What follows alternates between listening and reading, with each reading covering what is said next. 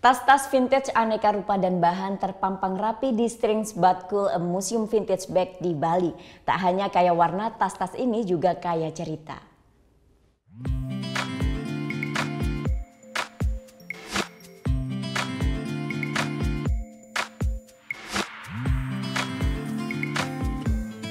Tas untuk berbagai kesempatan, bahannya pun beragam.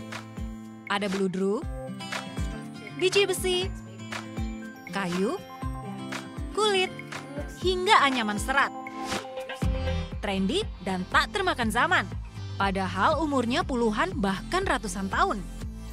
Tempat ini bukan toko tas, melainkan museum tas kuno atau vintage. Berlokasi di kawasan Sanur, Bali, inilah Strange But Cool, a museum vintage bags. Setelah membayar tiket Rp150.000 per orang, saya bisa melihat keunikan 400 koleksi tas vintage dari tahun 1920 hingga 1999. Kebetulan sang pemilik, Tina Lim, bisa menemani. Saat pertama masuk, saya disambut tas yang ikonik tahun 70-an ini. Tas merah terang berbentuk telepon. Dallas Vintage Bag adalah namanya. Saking terkenal, penyanyi eksentrik Lady Gaga pun sempat memakai tas jenis ini. Karena tas bukan hanya soal kegunaan, melainkan pelengkap gaya.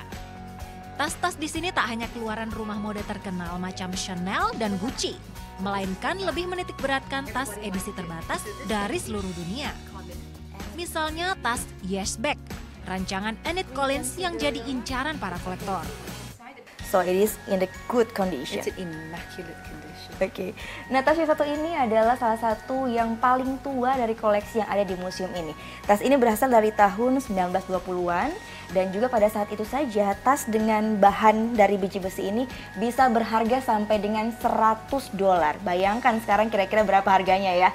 Karena itu tidak boleh disentuh sembarangan karena tas ini sangat berharga. Mayoritas tas yang dipamerkan adalah koleksi pribadi Tina yang telah dikumpulkan selama 12 tahun. Kecintaannya pada handbag bermula dari tas antik pemberian sang bunda yang berdesain vintage. It's an absolute passion. I collect bags because they are symbols of beauty, and I feel that they complete a woman's ensemble.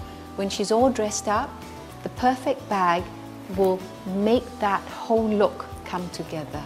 Not only that, handbags to me are design, they are all about balance, they're all about that finishing aspect to being a lady. Membuka museum mendatangkan kepuasan karena dirinya sekaligus bisa berbagi ilmu dengan orang lain. Kini selain museum, tas vintage pun jadi bisnisnya. Tak sekedar bentuk unik, cerita di balik tas-tas vintage ini juga menjadi daya tarik tersendiri. This is the place kita bisa belajar dari tahun ke tahun dari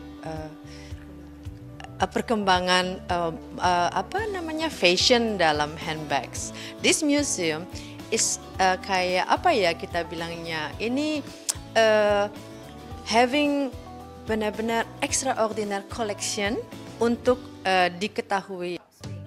Di akhir tur museum, pengunjung berkesempatan memegang dan mencoba tas antik yang disediakan.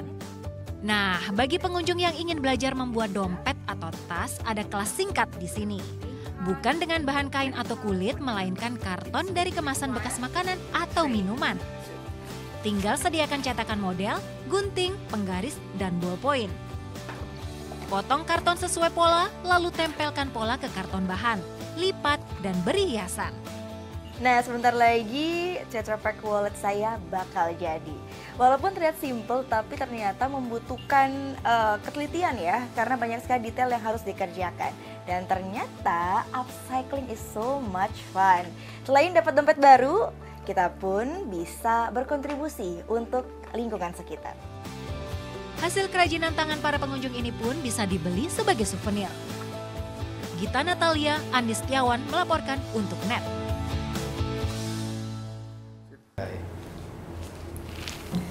Udah selesai kan nontonnya? Nah, jadi jangan lupa buat like, komen, dan subscribe ya.